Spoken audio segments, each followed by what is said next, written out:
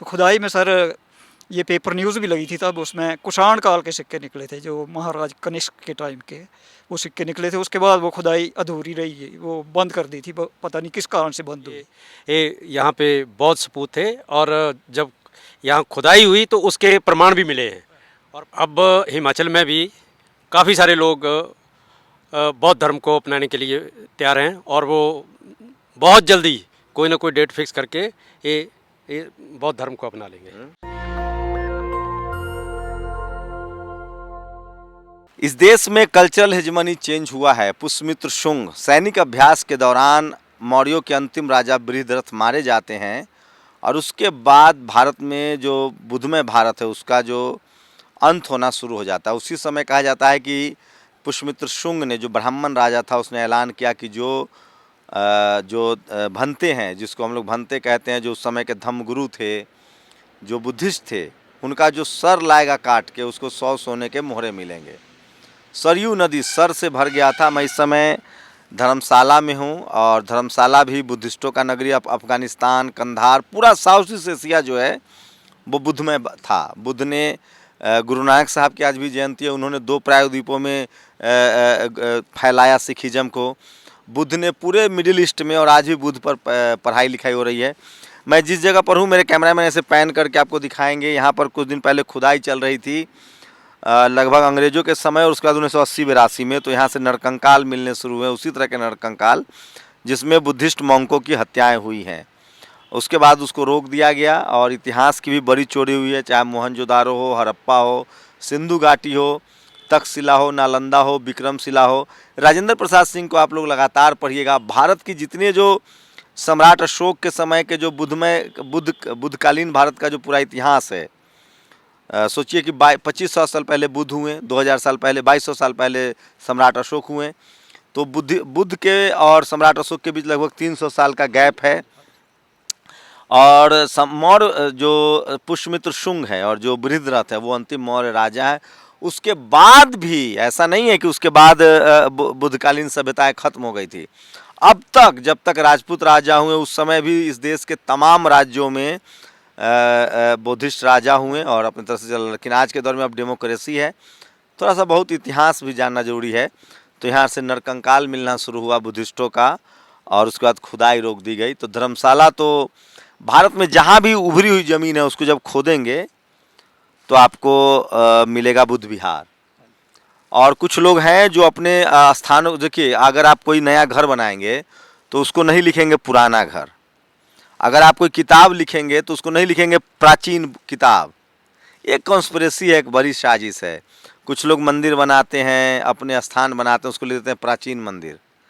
कोई अपने नया चीज़ को प्राचीन नहीं लिखेगा। प्राचीन का मतलब जैसे मैंने घर बनाया 1950 में और आपने घर बनाया 2000 में, तो पहले घर कौन टूटेगा?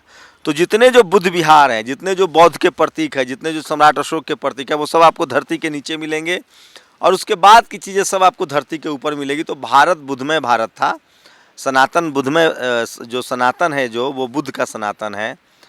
जो चीवर का रंग है भगवा वो भी सनातन है। तो यहाँ से नरकंकाल मिलने लगे तो खुदाई बंद हो गई थी। जब ये सड़क निकली थी अंग्रेज़ों के टाइम में, तो हमारे बाप दादा बताते हैं जो कि अनपढ़ थे, तो यहाँ पर आधा ये हिस्सा इसका कटा हुआ है, जो ऊंची जगह है यहाँ इसका, तो इसमें कुछ चीज़ें मिली थी और नरकंकाल भी मिले थे। तो लोग डर भी गए थे देख को, और कुछ चीज़ें लोग घरों को ले गए, कोई जानकारी नहीं थी लोगों को, तो उसको फिर वो प्रोटेक्ट नहीं कर पाए।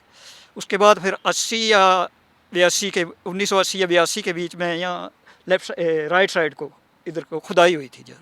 तो खुदाई में सर ये पेपर न्यूज़ भी लगी थी तब, उसमें कुषाण काल के सिक्के निकले थे जो महाराज कनिष्क के टाइम के, वो सिक्के निकले थे। उसके बाद वो खुदाई अधूरी रही, वो बंद कर दी थी, पता नहीं किस कारण से बंद हुई।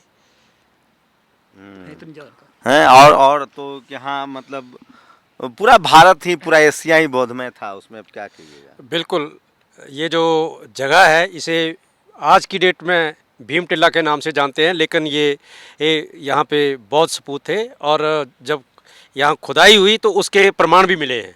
और प्रमाण मिलने के बाद इसको उस खुदाई को बंद कर दिया गया और बंद करने के बाद फिर यहाँ एक पार्क बना दिया गया जो पुरातत्व मतलब विभाग के अंदर संरक्षित किया गया है, लेकिन खुदाई रोक दी। खुदाई रोक दी गई ताकि वो प्रमाण जो हैं वो जनता के सामने ना आ जाए। इतिहास की चोरी तो चल ही रही है। बिल्कुल बिल्कुल इतिहास की चोरी चल रही है, इसलिए इन्होंने इस एरिया को रिस्ट्रिक्टेड कर दिया है कि इसमें कोई कंस्ट्रक्शन नहीं होगी। अगर इसको खोदेंगे तो इतिहास निकलेगा, बौद्धों का इतिहास निकलेगा, बाकी किसी देवी देवता का कोई इतिहास नहीं निकलेगा। तो चलिए लॉर्ड कनिंगम का शुक्रिया अदा कहिए। जब अंग्रेज आए और उन्होंने जब उभरे हुए जमीनों की खुदाई शुरू की, उसके बाद से सम्राट अशोक को दफन कर दिया गया था। जैसे बाबा साहब को दफन किया गया तो कांसीराम साहब ने घर घर पहुंचाया। बाबा साहब ने भारत के इतिहास को फिर जिंदा किया, जैसे भीमा कोरेगांव को दफन कर दिया गया था। उसी तरह से बुद्धमय इतिहास को, सम्राट अशोक के इतिहास को कौन लोग दफन करने वाले थे? और इसलिए बाबा साहब ने कहा कि आपको इतिहास जानना बहुत ज़रूरी है। जो आदमी इतिहास नहीं जानता है वो इतिहास नहीं बनाता। इसलिए मैं लगातार आप लोग को इतिहास बताता रहता हूँ। और मेरा जो सोर्स है इतिहास का वो डॉक्टर राजेंद्र प्रसाद सिंह है। फेसबुक ट्विटर पर उनको पढ़ सकते हैं। भारत के सबसे बड़े इतिहासविद, पाली और प्राकृत भाषा के जानकार, भाषाविद, इतिहासविद और तमाम साक्ष्यों पर वो बात करते हैं। तो भारत, ये तो तय है कि भारत में 2500 साल पहले भारत विश्वगुरु था, ज्ञान का केंद्र था, व्यापार का केंद्र था। तक्षशिला, नालंदा, विक्रमशिला जैसी यूनिवर्सिटियाँ थी, पाली और प्राकृत भाषा थी। उसके बाद से ही तमाम भाषाओं का जो आगे बढ़ता है, तो समय करवट लेता रहता है। पहले बुद्धमय भारत था, फिर बीच में वैदिक भारत हुआ, फिर ब्राह्मणिकल स्ट्रक्चर अभी चल रहा है। लेकिन अब बाबा साहब ने 1947 में संविधान दिया है। देर सवेर ही सही, वोट की ताकत है बहुजनों के पास, और डेमोक्रेटिक तरीके से, संवैधानिक तरीके से भारत पर फिर से जो है कि मूल निवासी हैं, जो बहुजन समाज के लोग हैं, उनका राज कहा जाएगा। लेकिन एक फ़र्क है, बहुजन जब भी इस देश में सत्ता में रहता है, चाहे वो राजतंत्र रहा हो, चाहे वो लोकतंत्र रहा हो, वो समानता, इक्वालिटी, फ्रेटर्निटी, बराबरी, पंचशील के सिद्धांत को फॉलो करता है। डिक्टेटरशिप उसके खून में नहीं है, हिंसा उसके खून में नहीं है, गैर बराबरी उसके खून में नहीं है, विचार में नहीं है, क्योंकि वो बुद्ध को मानता है, जो अहिंसा के जन्मदाता हैं, कर्मकांड से दूर होते हैं। तो इसी तरह से जब भी जहाँ मौका मिलेगा, और भारत धर्मशाला तो ऐसे ही बुद्धिस्टों के लिए बहुत फेमस है। तो भारत का इतिहास है, इसको पढ़िए, लिखिए, समझिए। और इसीलिए फूले से आपको पढ़ने लिखने इसलिए नहीं दिया गया कि आप इतिहास न समझें। देर शाम हो चुकी है और 4 मेहमान हमारे साथ हैं। एक एक लाइन और बताना चाहें तो कुछ बताइए कि भारत में अभी तेज़ी से बुद्धिज़्म का दौर चल रहा है। 1956 में बाबा साहब ने दीक्षा ली, और अभी दिल्ली में अब तो 22 प्रतिज्ञाओं का दौर चल रहा है, लोग बुद्धिस्ट हो रहे हैं। तो कितनी तेज़ी से बदलाव हो रहा है, और बहुजन समाज में SC ST OBC के लोग बुद्धिस्ट बन रहे हैं। लोगों में, बहुजन समाज में अब जागृति आ रही है, और बुद्ध धर्म से और बाबा साहब की 22 प्रतिज्ञाओं से लोग जानकार हो रहे हैं अभी। तो ये दौर चल रहा है। अब हिमाचल में भी काफ़ी सारे लोग बौद्ध धर्म को अपनाने के लिए तैयार हैं, और वो बहुत जल्दी कोई ना कोई डेट फिक्स करके ये बौद्ध धर्म को अपना लेंगे।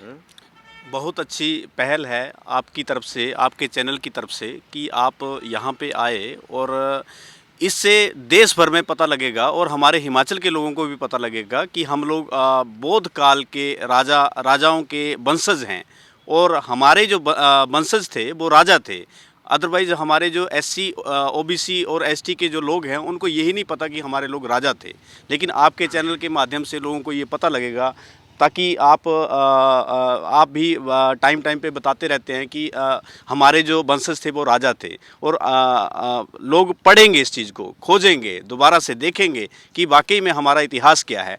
नहीं तो लोग तो हमारे, जब हमें इस चीज़ का नहीं पता तो हम लोग तो सोचते थे कि हम लोग गुलाम ही हैं, पहले से गुलाम है। लेकिन दो साधारण प्रयोग कीजिए। आपके घर में 2 बच्चे हैं, एक को स्कूल भेजिए और एक को अनपढ़ रखिए। एक मजदूर होगा और एक का विकास होगा। वही किया गया। जिन लोगों ने जाति बनाई, उसने सबसे जो बड़ा काम किया कि उसने तय कर दिया कि कौन पढ़ेगा, कौन राज करेगा, कौन व्यापार करेगा, कौन सेवा करेगा और कौन अछूत होगा। जो ब्राह्मण थे वो पढ़ने लिखने का अधिकार था, जो क्षत्रिय थे वो राज करेंगे, जो वैश्य है वो व्यापार करेंगे, और जो शूद्र है और जो अछूत है वो सेवा और सेवा का काम करेंगे। आप अपने 2 बच्चे को, या आपके मान लीजिए 4 बच्चे हैं, तो एक को पढ़ने दीजिए, एक को राज करने दीजिए, एक को व्यापार करने दीजिए और एक को सेवा में लगा दीजिए, तो किसका विकास होगा? वही किसी ने महीन तरीके से किया है, लेकिन बाबा साहब ने उसका इलाज कर दिया संविधान में। और ये कलयुग नहीं है, कलम युग है। बहुजन समाज अब स्कूल कॉलेज जाने लगा है, अपने इतिहास को जानने लगा है।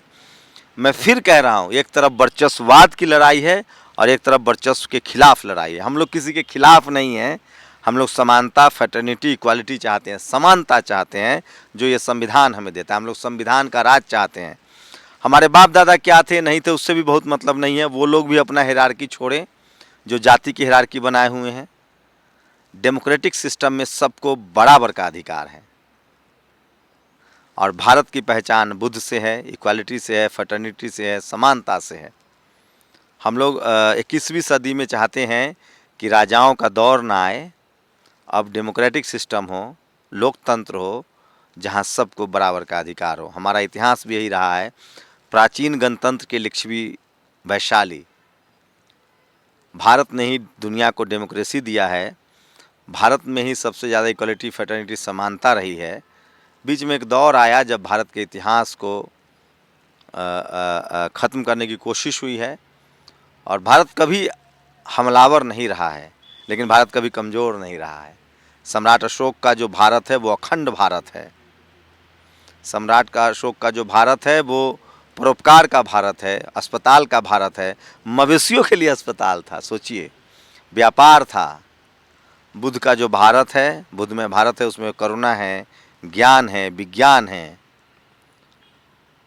तो भारत को हम लोग चाहते हैं। बाबा साहब ने संविधान जो है वो तमाम बुद्धिस्ट साहित्य से लिया है। विनय पिटक, त्रिपिटक, सुत पिटक, जो तमाम ग्रंथ थे बुद्ध साहित्य के, उसी से लिया है।